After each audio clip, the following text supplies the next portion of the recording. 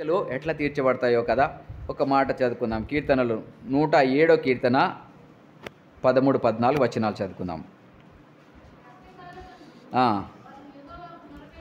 కష్టకాలమందు వారు యెహోవాకు మొరపెట్టిరి, వారిని విడిపించెను.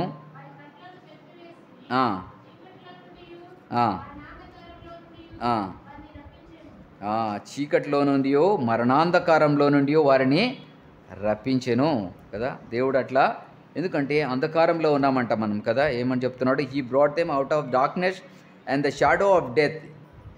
మరణాంధకారం, గాఢాంధకారం నుంచి ఆయన విడిపించాడు.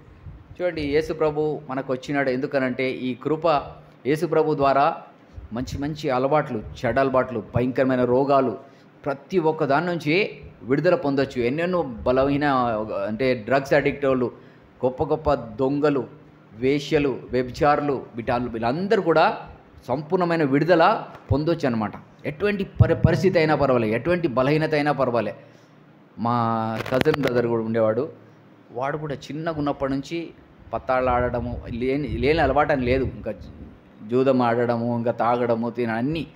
ఒక 25 years లోపల ఏం చేస్తున్నాడంటే రోడ్డు మీద పడుకొని కుక్కతోని ఆడుతున్నాడు. ఫుల్గా తాగి రోడ్డు మీద పడుకొని కుక్కతోని ఆడుతున్నాడు అనమాట. అటువంటి కండిషన్లో ఉన్నాడు. ఒక్కడే కొడుకు. అటువంటి కండిషన్ నుంచి దేవుడు విడిపించితే ఇప్పుడు సేవకు వచ్చినాడు. అర్థమైందా? ఇప్పుడు ఇంట్లో సంఘం నడిపిస్తున్నాం. ఎటువంటి మనిషిని ఎట్లా చేస్తాడనేది అద్భుతం, ఆశ్చర్యాలు అనమాట. ఎటువంటి భ్రష్టుడైన మనుషులను కూడా ఇట్లా లేపేస్తాడు, పైకి లేపేస్తాడు అనమాట. అది దేవుడు చేసే కార్యం. అంధకారం నుంచి, మరణాంధకారం నుంచి మనల్ని విడిపిస్తూ ఉంటాడనమాట. అందుకని మనల్ని ఏం చెప్తున్నాడు చూడండి. అపోస్తుల కార్యంలో ఒక మాట చెప్తాడు కదా. చూడండి, అపోస్తుల కార్యం 13వ అధ్యాయం.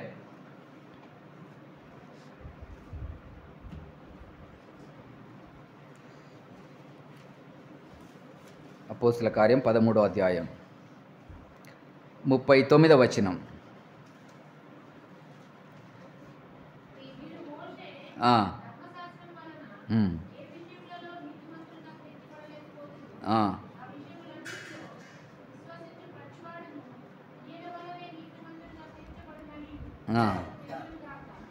ఏం తెలవాలంట మనకు? మోషే ధర్మశాస్త్రంలో ఏ విషయంలో మీరు నీతిమంతులుగా తీర్చబడలేకపోయినారో ఈయన వలన, ఈయనంటే కృప కదా, కృప అని ఈ వ్యక్తి వలన మీరు వాటన్నిటి విషయంలో నీతిమంతులుగా తీర్చబడతారు. అర్థమైందా? మనం దేంట్లో చూడండి, మనం దేంట్లో కృప కింద ఉన్నామా, మన మనసాక్షి ఎట్లా ఉంది, ఇంకా దోషారోపణ చేస్తూ ఉందా, ఇంకా దోషాలు. చాలామందికి నేను గమనిస్తాను, కొంతమంది పెద్దవాళ్ళు అయిన తర్వాత కూడా, 2 సిస్టర్స్ని నేను గమనించినాను. చనిపోయే ముందు ఆ ఏజ్కి వచ్చిన తర్వాత అప్పుడు అంటున్నారనమాట, నా పాపాలు ఇంకా క్షమించబడలేదు, దేవుడు నన్ను ఇంకా క్షమించలేదు అనే మాటలు యూజ్ చేసినారు వాళ్ళు చనిపోయే ముందు. అటువంటి పరిస్థితి ఏర్పడింది. కనుక అట్లా కాకుండా మనం మంచి సమయం ఉన్నప్పుడే దాన్ని గుర్తుపట్టాలా. ఏ విషయంలో మోషే ధర్మశాస్త్రం వల్ల నీతిమంతులుగా తీర్చబడలేకపోయినారో ఈయన వలన, ఈ మనిషి వలన మీరు, ఈ థియరీ అంటలేడు, సిద్ధాంతం కాదు, అక్కడేమో ఒక థియరీ ఉండే, ఇక థియరీ కాదు, పర్సన్, ఒక వ్యక్తి. ఈ వ్యక్తి వలన మీరు సంపూర్ణంగా నీతిమంతులుగా తీర్చబడతారు. ఈయన వల్ల మనకేమో వచ్చిందంట. మొదటి యోహాను సువార్త 1:17. యోహాను సువార్త 1:17.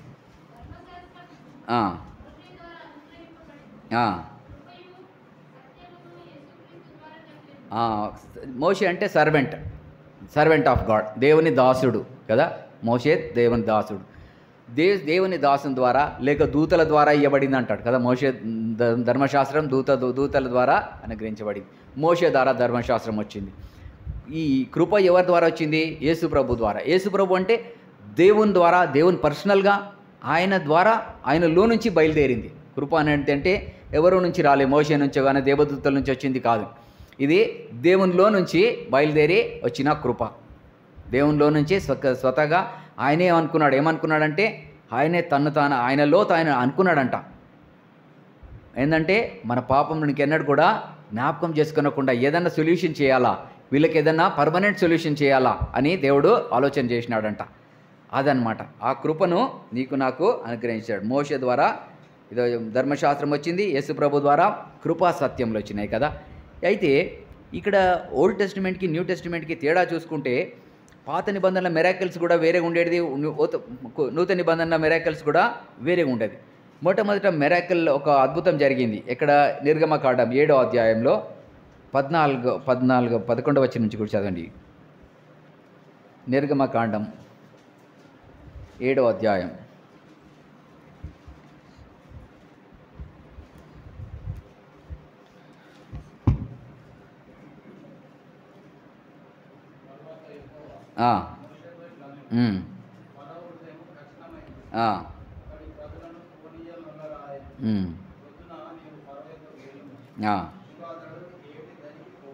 ఎక్కడ పోతాడంటే ఆయన నీళ్ళ దగ్గరికి పోతాడు. ఆయన మోషే నీళ్ళ దగ్గరికి పోతాడు. ఇక్కడ ఫస్ట్ మెరాకిల్స్ చెప్తున్నాను. ఓల్డ్ టెస్టిమెంట్లు ఉండే అద్భుతాలు ఎట్లా జరిగినాయి, అవి ఏం తీసుకొని వచ్చినాయి చదవండి.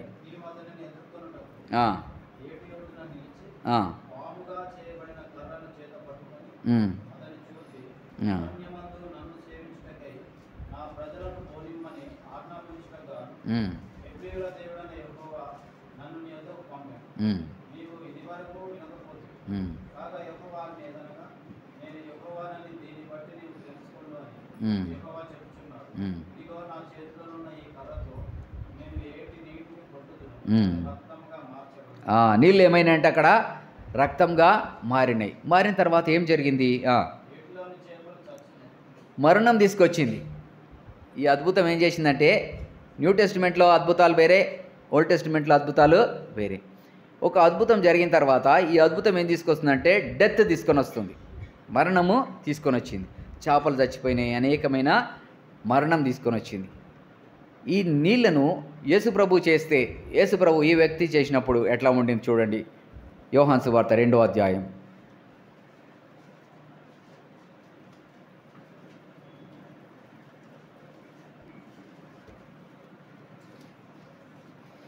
8వ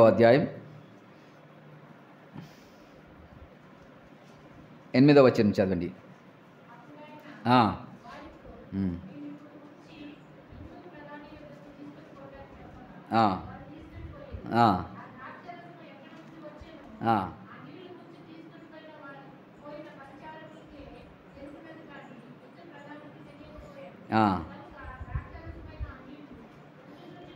ద్రాక్షారసమైన ఆ నీళ్లు, అక్కడేముంది? రక్తమైన నీళ్లు. అర్థమైందా? నీళ్లు రక్తమైనవి. ఇక్కడనేమో ద్రాక్షారసం అయితే అది మనుషులను దేవుణ్ణి సంతోషపెట్టేదిగా మారింది. ఎట్లా మారిందో కూడా తెలియదు. అది కేవలం మాటకు లోబడినారు, అంతే, విశ్వసించినారు, ఆ మాట నమ్మినారు. నీళ్లు నింపండి అంటే నింపినారు. ఈ వ్యక్తి యొక్క మహత్యం, ఈ వ్యక్తి చేసే అద్భుత కార్యాలు, పాత నిబంధన నూతన నిబంధన, ఈ రెండిట్లో వ్యత్యాసాన్ని మనం గమనించాలి. దేంట్లో ఉన్నాం మనం? నూతన నిబంధన కింద ఉన్నామా, పాత నిబంధన కింద ఉన్నామా? మిక్స్ చేస్తూ ఉంటాం. చాలాసార్లు ఏం చేస్తామంటే రెండుటిని కలిపేసి జీవిస్తూ ఉంటాం. కలిపేసి జీవించడం కూడా దేవునికి ఇష్టం లేదు. కలిపి జీవించడం దేవునికి ఇష్టం లేదు. ఈ రెండు కలపడము. సో ఎందుకనంటే కృపనే, ఇదేమో కంప్లీట్గా క్రియల మూలమైనది. ధర్మశాస్త్రం ఏంటిదంటే కంప్లీట్గా క్రియల మూలమైనది. మీరు ఇంటి గారి సమయం ఉన్నప్పుడు చదువుకుంటే ద్వితీయోపదేశ కాండం 28వ అధ్యాయం చదువుకుంటే దాంట్లో ఒక పట్టిక ఉందంటే అన్నీ కూడా ఆశీర్వాదాలు ఎట్లా వస్తాయి, దాని తర్వాత అవిధేయత చూపిస్తే శాపం ఎట్లా వస్తుంది, ఇవన్నీ ఉన్నాయి కదా. ఓల్డ్ టెస్టిమెంట్ అదంతా కూడా. దాన్ని పట్టుకోవద్దు మనం. అర్థమైందా? ఇట్లా నడుచుకుంటే మీకు ఇది, అట్లా నడుచుకుంటే ఇది. అట్లా కాదు. ఇక్కడ ఏం చేస్తున్నామంటే ఒక వ్యక్తిని మీద గురి పెడుతున్నాం మనం. ఈ వ్యక్తి పైనే గురి పెడుతున్నాం. నూతన నిబంధనలో ఒక వ్యక్తిని చూస్తున్నాము, ఆయన నీ గురించి ఏం చేసినాడు అది గమనిస్తున్నాం. అర్థమైందా? అందు గురించనే రెండు మిక్స్ చేయకూడదు. మిక్స్ చేస్తే ప్రాబ్లం కదా. చూడండి, ఒక మాట చదువుకుందాం. 2వ కొరింథీ 3వ అధ్యాయం 6వ వచనం చదవండి.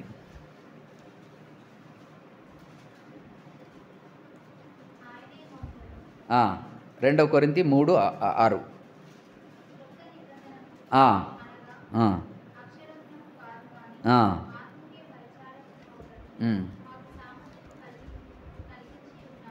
ఏందంట? క్రొత్త నిబంధనకి సామర్థ్యం అక్షరముకు ఆత్మకు కదా. ఆత్మ పరిచర్య వేరే, అక్షరంతో పరిచర్య. పాత నిబంధన అక్షరం పరిచర్య. అక్షరం చంపును, ఆత్మ జీవింపచేయను. ఎంత వ్యత్యాసం ఉంది చూడండి. ఒకటేం చంపేది, పాత నిబంధనలో మిరాకిల్ చూసినాం ఒకటి కదా. ఆ మిరాకిల్ ఏం చేసింది? చంపింది. ఈ మిరాకిల్ ఏం చేస్తుంది? జీవం తీసుకొని వస్తుంది, జీవింపజేస్తుంది. అందుకనే అక్షరం చంపును, ఆత్మ జీవింపజేయును.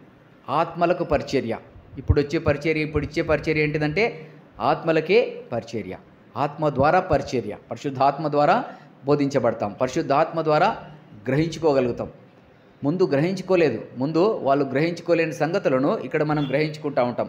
ఒక మాట చదువుకుందాం. ఎఫెసీలకు రాసిన పత్రిక 3వ అధ్యాయం 3వ వచనం నుంచి చదవండి. ఎఫెసీలకు రాసిన పత్రిక 3వ అధ్యాయం 3వ వచనం నుంచి. ఎట్లనగా క్రీస్తు మర్మము దైవ దర్శనం వలన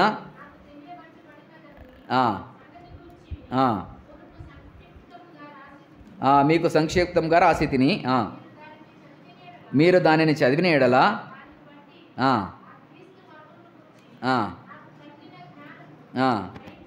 గ్రహించుకొనగలరు. ఈ మర్మం ఇప్పుడు ఆత్మమూలంగా ఇప్పుడు ఆత్మకు పరిచర్య అన్నాం కదా. ఆత్మ మూలంగా ఇప్పుడు బయలుపరచబడినట్లు అప్పుడు చదవండి అది.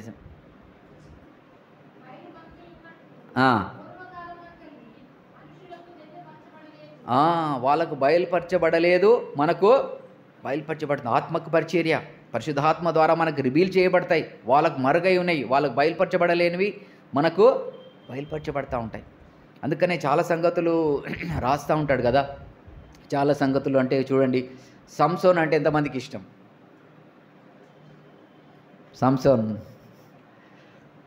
సంసోన్ అంటే ఎవరు చేయొద్దలే కదా. కానీ సంసోన్ గురించి విశ్వాస వీరుల పట్టికలో ఆయన పేరుంది. తెలుసా మీకు? చదువుకున్నారు ఎప్పుడన్నా? విశ్వాస వీరుల పట్టికలో ఎవరున్నారు అంటే మనం ఏం చూసినాం? డిఫరెంట్. మనం చదివే దాంట్లో తేడా ఉంది. అర్థమైందా? మనం చదివే దాంట్లో తేడా ఉంది, మనం చదువుతున్న దాంట్లో తేడా ఉంది. ఎందుకు సంసోన్ను అందరు రిజెక్ట్ చేస్తున్నారు? పౌలుకి ఏమైంది? ఆయనకు పిచ్చి పట్టిందా మళ్ళీ ఆయనను విశ్వాస వీరుల పట్టికలో రాయడానికి? విశ్వాస వీరులు అంటే మామూలు వాళ్ళు కాదు వాళ్ళు. అటువంటి విశ్వాస వీరుల పట్టికలో సంసోన్ పేరు రాసి పెట్టినాడు అన్న. అది మనకు అర్థం కాదు. దాన్ని క్లియర్గా చూసుకుంటే ఇవి అర్థమైతే, డివిజన్ అర్థమైతే దేవుడు ఏం చేస్తున్నాడో మనకు అర్థమవుతుంది. దేవుడు ఏం చేస్తున్నాడు ఎట్లా ఈ విధంగా వర్క్ చేస్తున్నాడు కదా. కయ్యూను ఏబేలు ఉన్నారు. ఒకరిని రిజెక్ట్ చేసిన అంటున్నాడు, ఒకరిని ప్రేమించినాను అంటున్నాడు. మనకు అర్థం కాదు. ఇదేంది? ఒక తండ్రి పిల్లలు, ఒక తల్లి పిల్లలు, కవల పిల్లలు అంటే ఎట్లా చూసుకోవాలా? చాలా జాగ్రత్తగా చూసుకోవాలా. అటువంటి పిల్లలను ఒకరిని ద్వేషించినాను, ఒకరు ప్రేమించినాడు. ఏం చేస్తున్నాడు ఆయన? అర్థం కాదు మనకు. ఇది అర్థం కావాలా. ఫస్ట్ ఏం కావాలా? ఈ 2 నిబంధనలు ఏంటిది? 2 నిబంధనలు, 2 స్త్రీలు కదా. గలతీలో రాసినాడు కదా, 2 నిబంధనలు, 2 స్త్రీలు. ఒకటి దాసత్వంలో ఉండటకు పిల్లల్ని కంటుంది, ఒకటి స్వతంత్రాలుగా ఉండటకు పిల్లలు కంటుంది. 2 నిబంధనలు. మనం దేని కింద ఉన్నాం? దాసత్వంలో ఉండడానిక? సర్వెంట్. మోజస్ సర్వెంట్ కదా.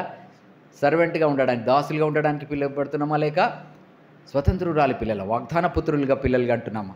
ఇది మనం గమనించాలి. ఆ విధమైన తేడాలు చాలా ఉన్నాయి బైబిల్లో. వీటిని మనం గమనించాలా, అడగాల. ప్రభు నాకు రివీల్ చేయి, ప్రభుని అడగాల, నాకు రివీల్ చేయి. వీటన్నిటిని నేను నేర్చుకోవాలని ఇష్టపడుతున్నా. నేను కృప కింద ఉండాలని ఇష్టపడుతున్నా. ఎవరు కృప కింద ఉంటారో వాళ్ళకు బ్లెస్సింగ్స్. అర్థమైందా? ఎవరికి లేని ధైర్యం, ఎవరికి లేని సంతోషం, ఎవరికి లేని ఆనందం, అది ఒట్టి కృప కింద ఉన్న వాళ్ళకి అర్థమవుతుంది, వేరేళ్ళకి అర్థం కాదు. అది కృప కిందికి వచ్చేసి రావాలన్నమాట. ఆ విధంగా మనల్ని మనం చూసుకోవాలి. ఇంకొక మాట కూడా చూద్దాం. మత్తయి సువార్త 9వ అధ్యాయంలో ఒక మాట యేసు ప్రభు చెప్తా ఉంటాడు కదా. ఎందుకంటే ఈ 2 కలపొద్దని చెప్తా ఉంటాడు. మత్తయి సువార్తలో 9వ అధ్యాయం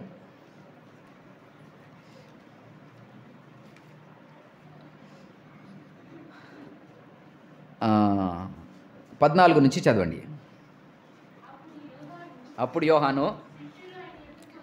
యోహాను శిష్యులు అది ఆయన యొద్దకు వచ్చి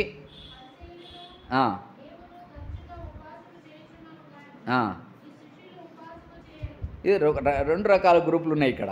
ఒక యేసు ప్రభు శిష్యులు అంటే ఉపవాసం చేయరంట, వీళ్ళేమో ఉపవాసం చేస్తారంట. అర్థమైందా? యేసు ప్రభు శిష్యులు ఉపవాసం చేయరంట, శాస్త్రులు పరిసయ్యులేమో ఉపవాసం చేస్తారంట. ఎందుకనంటే వాళ్ళు ఏం పాటిస్తున్నారు? ధర్మశాస్త్రం కింద ఉన్నారు వాళ్ళు కదా. వీళ్ళు ఎక్కడున్నారు? యేసు ప్రభు కృప కిందికి వచ్చేసినారు. కనుక వీళ్ళిద్దరి విషయంలో మాట్లాడుతుంటే యేసు ప్రభు చెప్పిన జవాబులు చూడండి, చదవండి.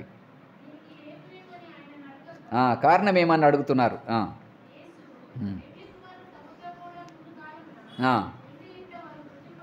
బా ఏం అర్థాలు చెప్తాడు కదా. పెళ్లి కుమారుడు వెంబడి ఉంటే ఎక్కడ పోయినా విందులే కదా. పెళ్లి కుమారుడు దగ్గర ఉంటే అన్ని విందులే, కానీ ఎక్కడ ఉపవాసం ఎవరు ఉంటారు? అద్భుతమైన మాటలు చెప్తూ ఉంటాడు, ఎవరికి అర్థం కావు. ఎంతో గుప్తమైన మాటలు. యేసు ప్రభు తనతో ఉన్నాడు, పునరుత్థానుడు, కృప ఆయన వాళ్ళతో ఉంది. కాబట్టి వాళ్ళు ఇప్పుడు ఉపవాసం చేయరంట. మృతుల్లోంచి లేచిన తర్వాత, ప్రభు మృతుల్లోంచి లేచిన తర్వాత అప్పుడు దేవుని శక్తితో ఉపవాసం చేస్తారు వాళ్ళు. చదవండి.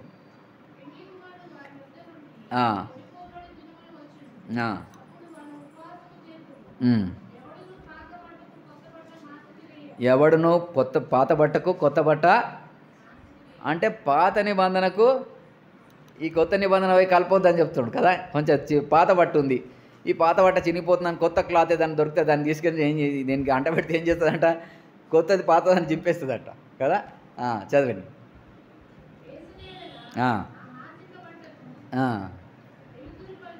వెలితి పరుస్తుందంట అది. చిరుగు మళ్ళీ ఎక్కువ పెద్దగా అయిపోతుందంట చిరుగు. పాత తిత్తులలో కొత్త ద్రాక్షారసం పోయొద్దు, రెండు కలపొద్దు అని చెప్తున్నాడు. పాతది కొత్తది కలపొద్దు, క్లియర్గా ఉండాలా. కృప కింద ఉన్నారా లేక? అది ఎంత సీరియస్. 7వ అధ్యాయం చదువుకుంటే, ఆ రోమపత్రిక 7వ అధ్యాయం చదువుకుంటే భార్య భర్తకు పోల్చి చెప్పినాడు కదా. ఎట్లా చెప్పినాడు అంటే చాలా సీరియస్ మ్యాటర్ అది. అర్థమైందా? అది ఎట్లా అంటే చూడండి, చదువుదామా? అది రోమపత్రిక 7వ అధ్యాయం మొదటి నుంచి కొన్ని మాటలు త్వరగా చదవండి.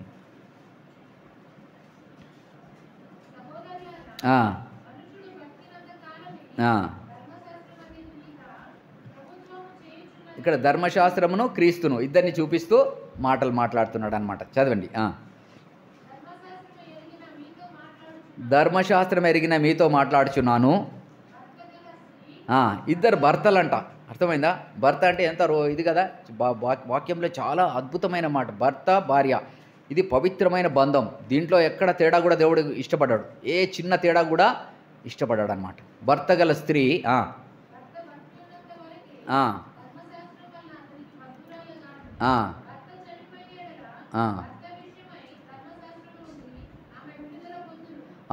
భర్త బ్రతికున్నంత కాలం ధర్మశాస్త్రం ఏం రాసిందంటే భర్త చచ్చిపోతే వేరొకరిని పెళ్లి చేసుకోవచ్చు.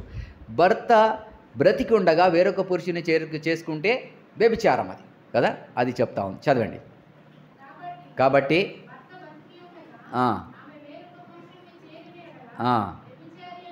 వ్యభిచారిణి అనబడతామంట. మనం రెండు కలిపి చేస్తే ఏమవుతుందంటే వ్యభిచారిణి కదా. చదవండి.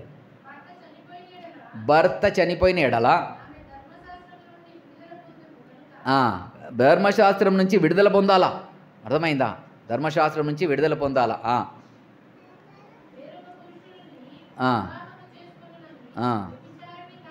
వ్యభిచారిణి కాకపోవును. కావున నా సహోదరులారా, దేవుని కొరకు పిల్లలు కనడానికి మనం ఏం చేస్తున్నామంట?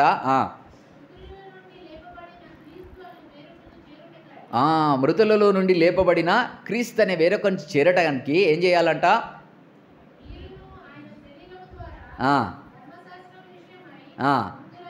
డెడ్, చనిపోవాలా. అర్థమైందా? ధర్మశాస్త్రానికి నేను చనిపోయిన వారం అయితే కదా. ఆయన మరణం వల్ల ఆయన శరీరంలో ఆయన చనిపోయినాడు కదా. ధర్మశాస్త్రం గురించి కూడా ఆయన చనిపోయినాడు. అంటే చచ్చిపోతేనే, అంతేగాని విడుదల, ఏ బలహీనత నుంచి విడుదల ఇవ్వకూడదు. ఆయన బాగలేడు, బలహీనతలు ఉన్నాయి, వీక్నెస్లు ఉన్నాయి, ఇడిచిపెట్టేస్తూ ఉంటారు కదా. అట్లా కాదంటే ఇక్కడ చచ్చిపోతేనే, కంప్లీట్గా చచ్చిపోతేనే అప్పుడు నీకు విడుదల.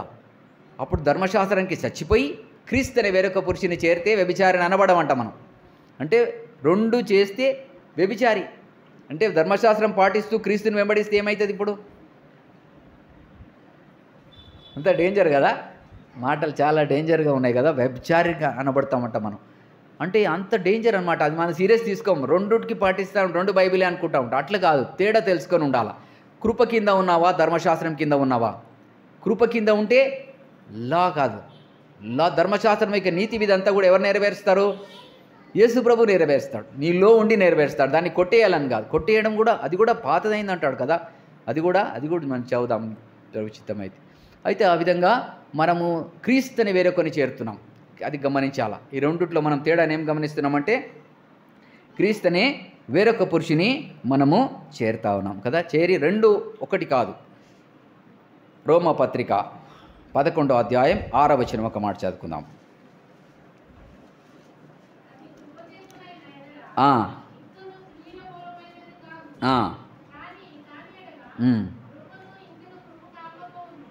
చూడండి ఈ రెండుకి తేడా ఎట్లా ఉంది చూడండి. రెండుకి ఒక్కదానికి ఒకటి కలవదంట. అది కృప అని యూజ్ చేసినామంటే క్రియ లేదంట దాంట్లో, అర్థమైందా? ధర్మశాస్త్రంకు క్రియ సంబంధమైంది కాదు అది. కృప ప్యూర్ కృప అంతే. ఎట్లా అంటే పాపముల చేత అపరాధముల చేత చచ్చిన స్థితిలో ఉన్నావు, డెడ్ కండిషన్లో ఉన్నావు నువ్వు, అది కృప. డెడ్ కండిషన్లో ఉంటే నేను నిన్ను లేపి క్రీస్తుతో కూడా కూర్చుండబెట్టినాడు, అది కృప. అందుకనే దానికి అట్లా రాసినాడు కదా. ఏమని రాసినాడు? మీరు విశ్వాస మూలంగా కృపచేత రక్షింపబడినారు కానీ క్రియల మూలమైనది కాదు. అదనమాట ఆ తేడా. కృప కిందికి వచ్చినాం మనం, కృప కిందికి వచ్చినామా లేదా గమనించాలా. యేసు ప్రభు కిందికి మనము వచ్చిన అనుభవంలో ఉండాలా. యేసు ప్రభు కృప కిందికి మనము వచ్చిన అనుభవంలో ఉండాలా. ఉన్నప్పుడు మనకు అద్భుతం చూడగలుగుతాం. పాత నిబంధనలో ఇంకొక మాట ఏముందంటే నిర్గమకాండం 34వ అధ్యాయం 7వ వచనం చదువుకుందాం.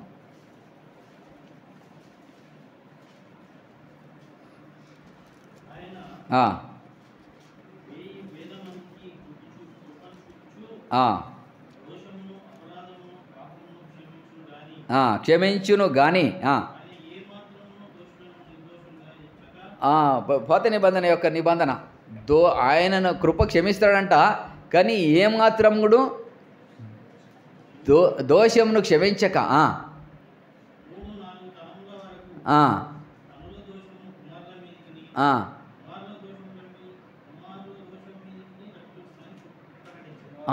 చూడండి ఓల్డ్ టెస్ట్మెంట్ అంత డేంజర్, అర్థమైందా?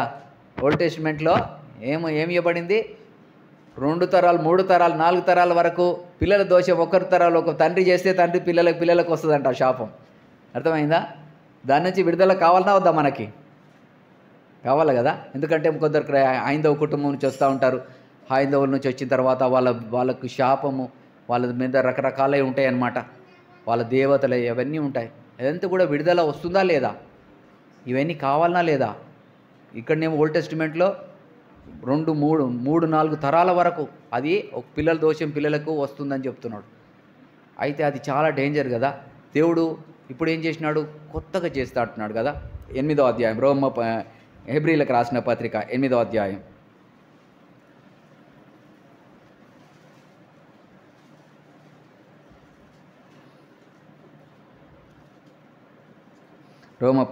హెబ్రీలకు రాసిన పత్రిక 8వ అధ్యాయం 7వ వచనం నుంచి చదవండి. ఏలయనగా ఆ మొదటి నిబంధన లోపము లేనిదైతే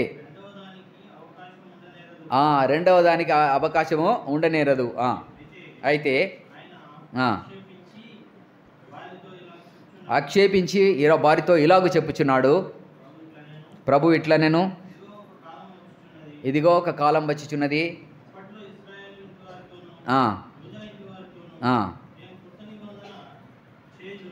ఒక క్రొత్త నిబంధన చేయుదును,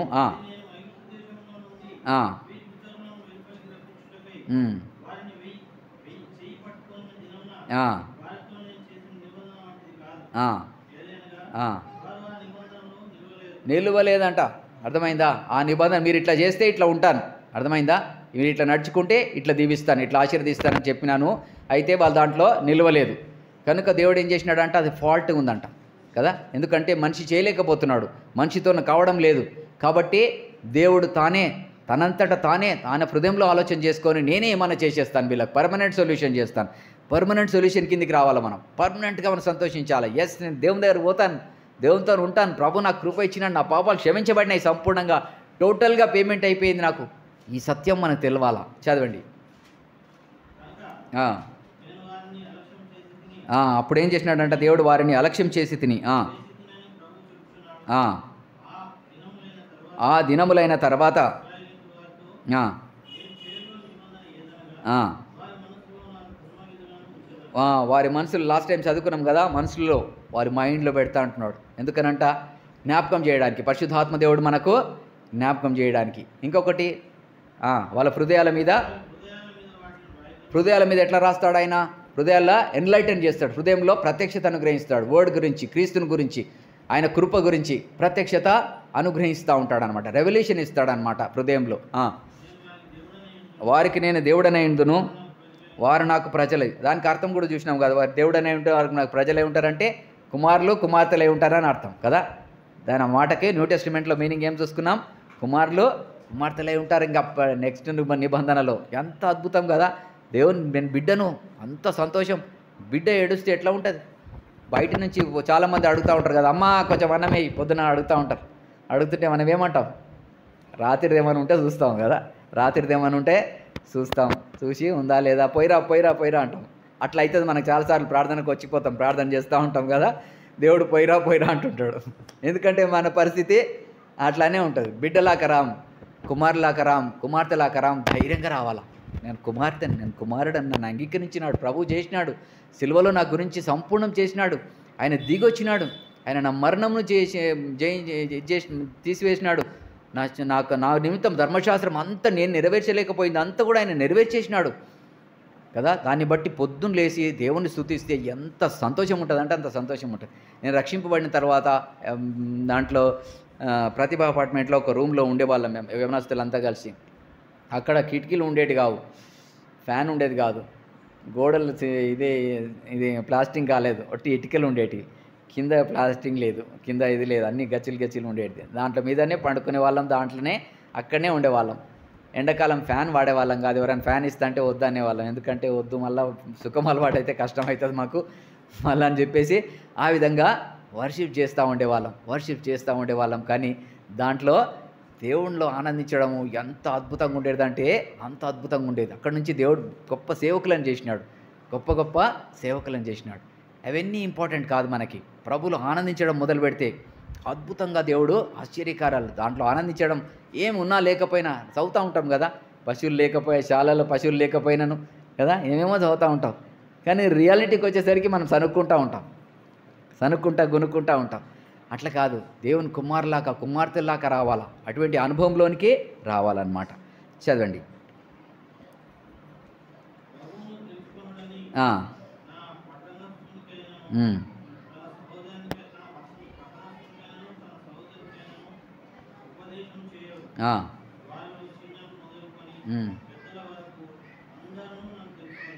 చిన్నలు మొదలుకొని పెద్దల వరకు. ఎందుకంటే ఏం చేసినాడు ఆయన?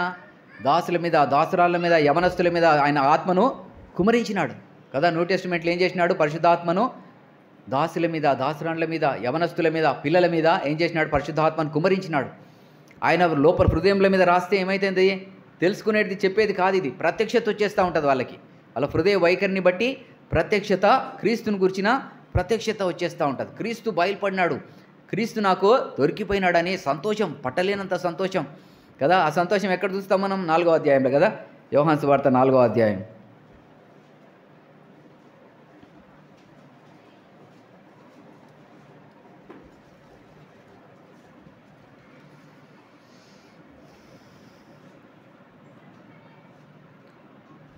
ఇరవై 26వ వచనం, 25వ వచనం, 26వ వచనం.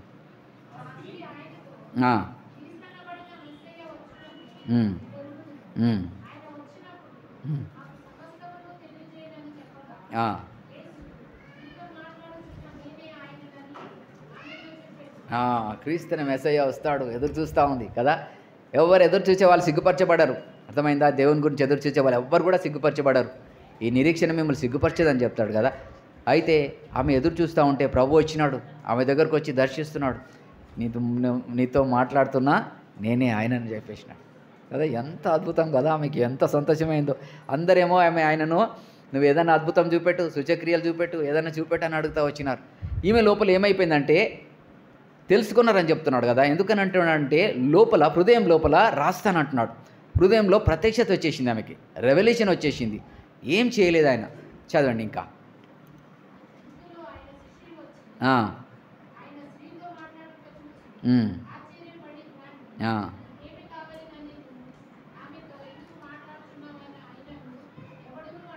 ఆ, ఆ,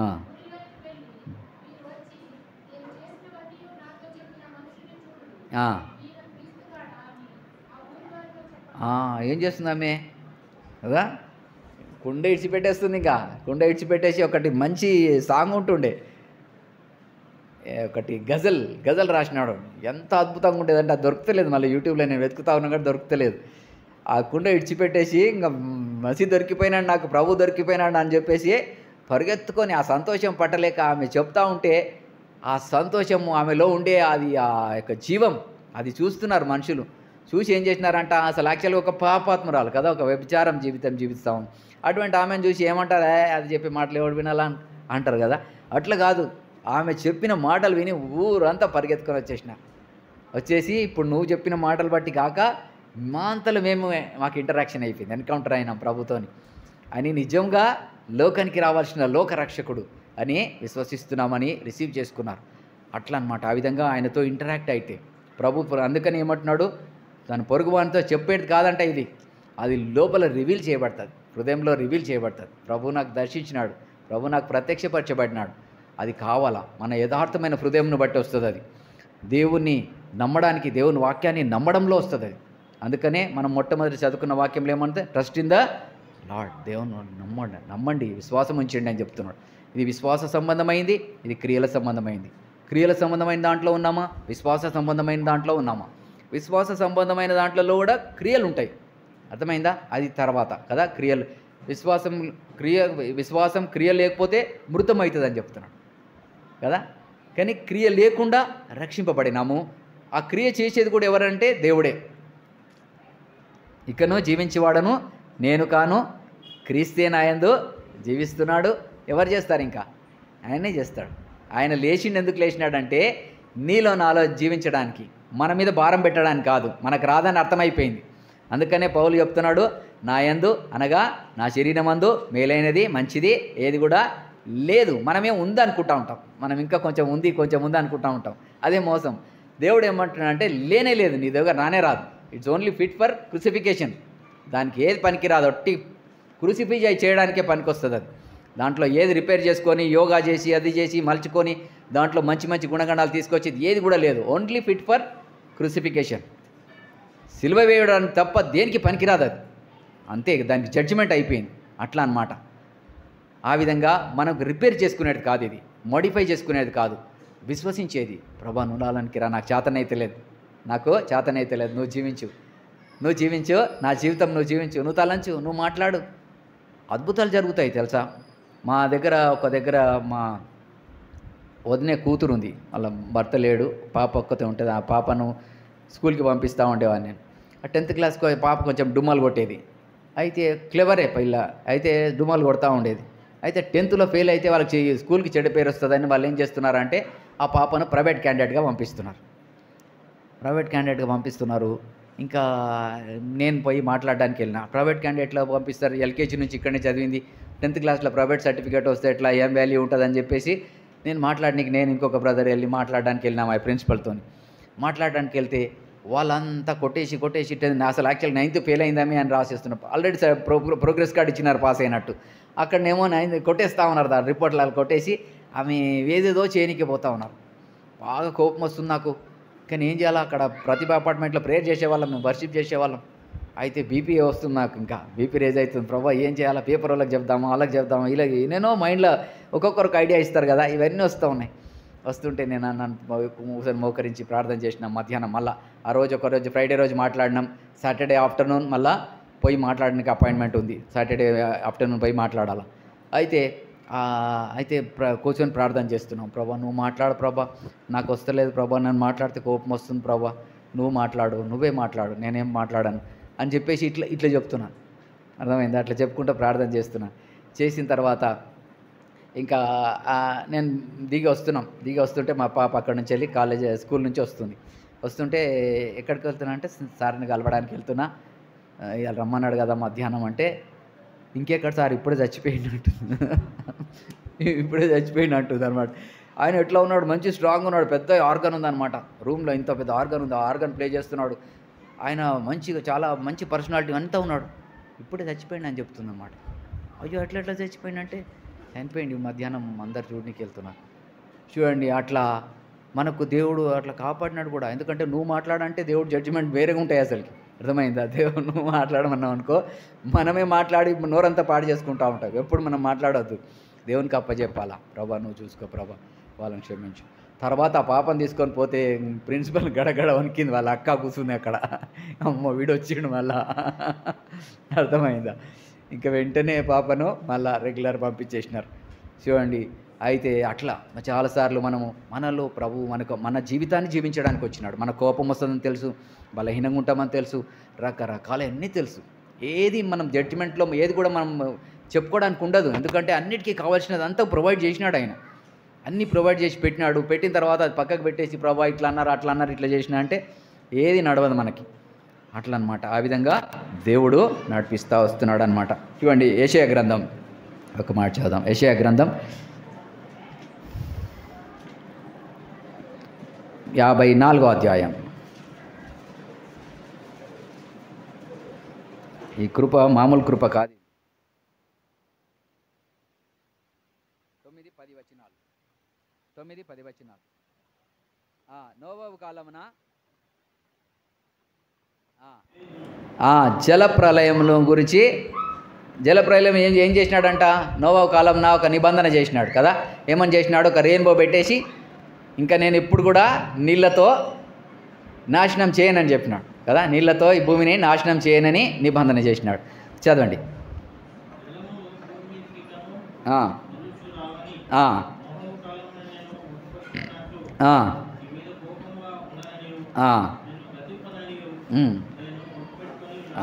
దేవుడు ఒట్టు పెట్టుకున్నాడంట. చూడు ఏమని ఒట్టు పెట్టుకున్నాడంట?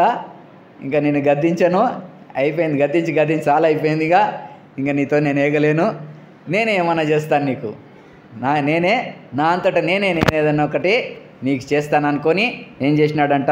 ఇప్పుడు ఏం చేస్తున్నాడంట? చదవండి. పర్వతములు తొలగిపోయినా కూడా, మెట్టలు తత్తరిల్లినా కూడా నా కృప నిన్ను విడిచిపోదు. అర్థమైందా? ఎంత అద్భుతం కదా. చదవండి ఇంకా.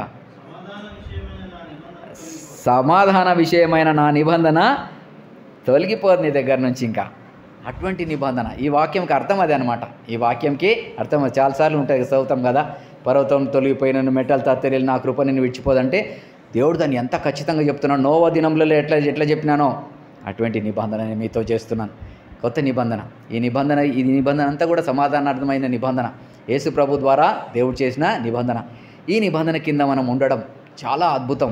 లేకపోతే పాత నిబంధనలో ఉంటే కొన్ని మాటలు దీంట్లో చూస్తే ఎంత ఆశ్చర్యం అవుతుందని చూడండి. మత్తయి సువార్తలో, మత్తయి సువార్త 5వ అధ్యాయం 22వ వచనం చదవండి.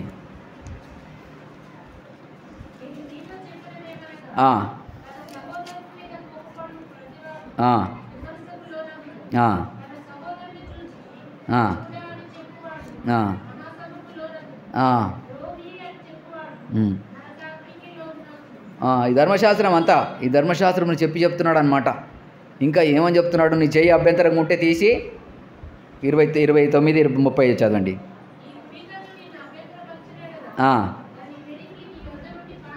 తీసి పారేసేయి అంటున్నాడు. అభ్యంతరంగా ఉంటే తీసి పారేసేయి. అది లా అనమాట. అర్థమైందా? చదవండి ఇంకా.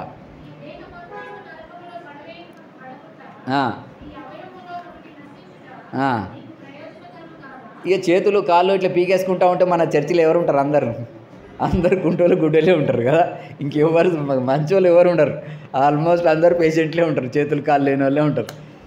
అట్లా ఇది లా చెప్పేది కదా. దాని నుంచి దేవుడు విడిపించి ఏం చేస్తున్నాడు తెలుసా? ఇవన్నీ ఏం పీక్కోకండి బిడ్డ, నేను చేస్తాను, మీ గురించి సొల్యూషన్ చేస్తాను, మంచి సొల్యూషన్ చేస్తాను కదా. దేవుడు శత్రువులను ప్రేమించండి. 44వ వచనం చదవండి.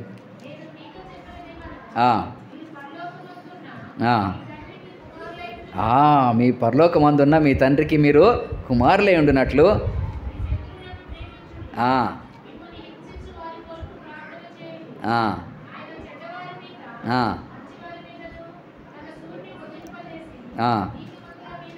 ఉమ్. అనీతిమంతుల మీదను ఆ, ఆ, ఉమ్. సుంకర్లు కూడా అలాగే చేస్తారు కదా. ఆ, ఆ, ఉమ్, ఆ, ఆ, ఆ. మీ పరలోకపు తండ్రి పరిపూర్ణుడు గనక కుమారులు కుమార్తెలు అయితే చేతులు కాళ్ళు పీక్కోవాల్సిన పని లేదు. అర్థమైందా? చేతులు ఎరగొట్టుకొని కాళ్ళు ఎరగొట్టుకోవాల్సిన పని ఏం లేదు. విశ్వసించడం ప్రభా నన్ను.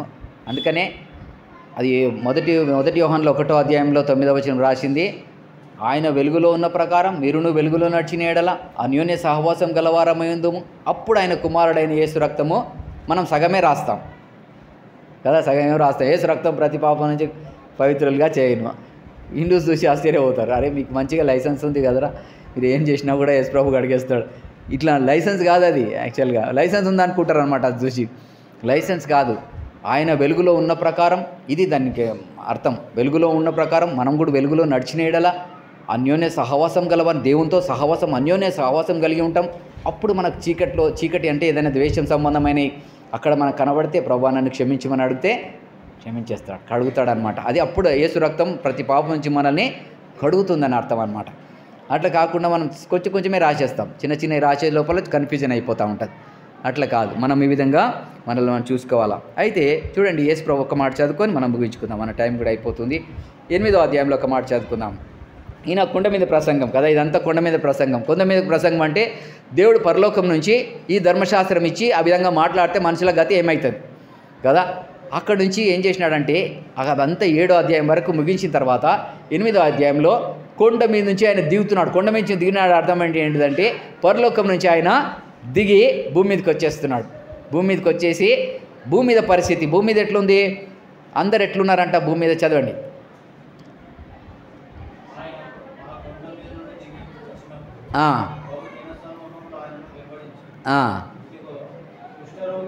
కుష్ఠరోగులు వచ్చి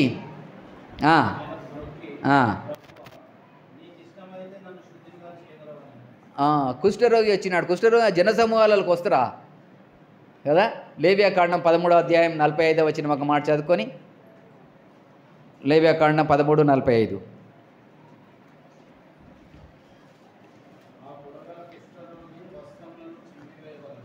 ఆ పొడగల వస్త్రం, కుష్ఠరోగి యొక్క వస్త్రాలు ఏం చేయాలంట, చింపివేయవలెను. తల విరియబోసుకునవలెను, పై పెదవిని కప్పుకొని అపవిత్రుడను నోరు మూసుకొని ఇట్లా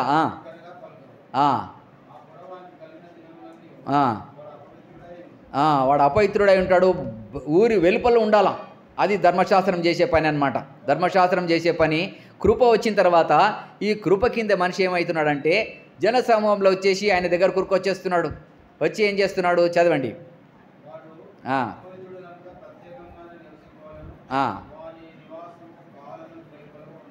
వాని నివాసం ఎక్కడ ఉండాలా, పాలెంలకు వెలుపల ఉండాలా. జనసమూహం రాలేదు, జనసమూహాలు అంతా వెంబడిస్తుంటే ఈయన కృప వచ్చిందని వీనికి ప్రత్యక్షత వచ్చేసింది. అర్థమైందా? వీనికి ఏమొచ్చేసింది, కృప వచ్చేసింది భూమి మీదకి అని. దేవుడు దిగి వచ్చినాడు, పరలోకం నుంచి క్రీస్తు దిగి వచ్చినాడు అనే అర్థమైపోయింది. వచ్చేసినాడు, వచ్చేసి ఎంత ధైర్యంగా అడుగుతున్నాడు చూడండి, చదవండి.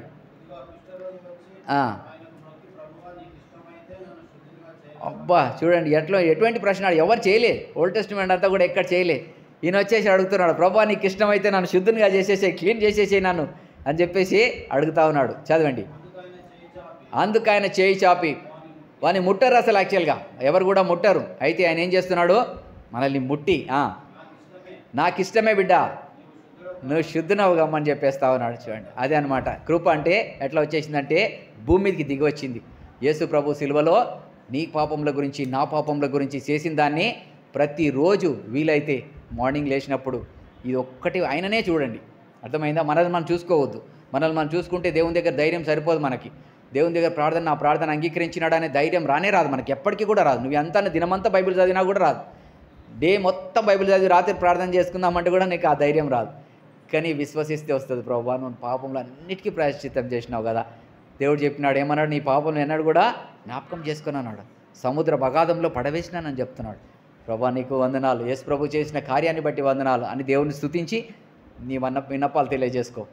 ఎంత అద్భుతంగా ఉంటుందో చూడండి, ఎంత ఆశ్చర్యంగా ఉంటుందో చూడండి. ఎందుకంటే ఆయనను బట్టి, ఆయన ద్వారా, ఆయన మూలంగా మనం వెళ్తున్నాం. అంతే, అదొక్కటే మార్గం. అందుకనే యేసు ప్రభు చెప్పినాడు, నేనే మార్గం, నేనే సత్యం, నేనే జీవం, నా ద్వారానే తప్ప తండ్రి యొద్దకు ఎవడు కూడా రాడు. అంతే, ఎవడు కూడా రాడు, నా ద్వారానే రావాలా. తండ్రి దగ్గరకు వచ్చి తండ్రి నాకు ఇది కావాలని అడగాలంటే నా ద్వారానే రావాలంతే. నేనే మార్గం. నేను చేసిన కార్యాన్నే చూడండి. నేను మీ గురించి కంప్లీట్గా చేసేసినాను. మీ మీద నమ్మకం లేదు. దేవుడు మన చూడడు, మన వీక్నెస్ చూడడు. దేవుడు మన వీక్నెస్ ఉందని ఎప్పుడు కూడా వెనక కావద్దు. నిన్ను గురించి వస్తున్నానని చెప్పాలా, యేసు ప్రభువా నిన్ను బట్టి వస్తున్నాను నేను, నన్ను బట్టి కాదు. నన్ను చూసుకుంటే ఏం లేదు నా లోపల, నిన్ను బట్టి నేను వస్తున్నాను. నువ్వు సిలువలో చేసిన దాన్ని బిలీవ్ చేస్తున్నాను. నా పాపం నీకు ఎన్నడూ కూడా జ్ఞాపకం చేసుకొని చెప్పినావు. కంప్లీట్గా శుద్ధినిగా చేసినావు నన్ను. ఆ విధంగా ధైర్యంగా ప్రభు దగ్గరికి రండి. దేవుడు అద్భుతంగా మన జీవితాలన్నీ కూడా మార్చేస్తూ ఉంటాడు. ప్రభు వచ్చినప్పుడు ధైర్యంగా ఎదుర్కోవడానికి మనకు సహాయం ఉంటుంది. దేవుడి మాటలు దీవించింది గాక. ప్రార్థన చేసుకుందాం.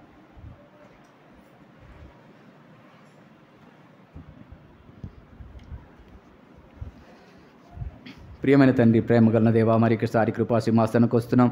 మీ యొక్క ప్రియ కుమారుడు, మా ప్రభు రక్షకుడు యేసు ప్రభు వారిని బట్టి మీకు ఎంతగానో హృదయపూర్వకంగా వందనాలు చెల్లించుకుంటున్నాను. మీ విశ్వాస్యతను బట్టి, నమ్మకత్వాన్ని బట్టి వందనం చెల్లించుకుంటున్నాను తండ్రి. యథార్థవంతుడవు తండ్రి, నీతిమంతుడవు తండ్రి, పరిశుద్ధుడవు తండ్రి, నిన్న నేడు నిరంతరం ఏకరీతిగా ఉన్న దేవుడవు తండ్రి, మాట తప్పని మార్పు చెందని దేవుడవు తండ్రి, వాగ్దానాలు ఇచ్చి నెరవేర్చే దేవుడవు తండ్రి, మీ నిబంధన నెరవేర్చిన తండ్రి మీకు వందనాలు చెల్లించుకుంటున్నాను. ప్రేమగల తండ్రి, మీ కుమారుని ద్వారా నిత్య నిబంధన, కొత్త నిబంధన చేసిన తండ్రి మీకు వందనాలు చెల్లించుకుంటున్నాను. జీవం గల తండ్రి, మీ కుమారుని పంపించినందుకు వందనాలు చెల్లించుకుంటున్నాను. ధర్మశాస్త్రం మేము ఏదైతే చేయాలో అది చేయలేకపోయినందుకు దయగల తండ్రి, మీ కుమారుడు ధర్మశాస్త్రం సంపూర్ణంగా నెరవేర్చినందుకు మీకు వందనాలు చెల్లించుకుంటున్నాను. నా శాపం అంతా తొలగించినందుకై, నా భారం తొలగించినందుకై, నా యొక్క పాపంలోకి రావాల్సిన శిక్షణంతా కూడా ఆయన భరించినందుకే వందనాలు చెల్లించుకుంటున్నాను. క్రీస్తు ప్రభువారిని మరలా మృతుల్లోంచి లేపినందుకు మీకు వందనాలు చెల్లించుకుంటున్నాను. నా జీవితాన్ని జీవించడానికి, నా బలహీనతలో నా బలమై ఉండడానికి, నా బుద్ధిహీనతలో నాకు జ్ఞానమై ఉండడానికి, నా యొక్క అజ్ఞానంలో జ్ఞానమై ఉండడానికి, నా సర్వంలో నా సర్వమై ఉండడానికి క్రీస్తు ప్రభువుని మీరు నాకు అనుగ్రహించినందుకు వందనం చెల్లించుకుంటున్నాను. ఆయన యందు ఆనందించడం వలన మీ హృదయ వాంఛలు తీర్చుతాయని సెలవిచ్చిన తండ్రి, మీ కృప కింద మేము ఉండడానికి సహాయం దయచేయమని ప్రార్థిస్తున్నాను. కృపను నిరర్ధకం చేసుకోకుండా కృప దయచేయమని ప్రార్థిస్తున్నాను. కావాల్సిన జ్ఞానం దయచేయండి, వివేచన దయచేయండి.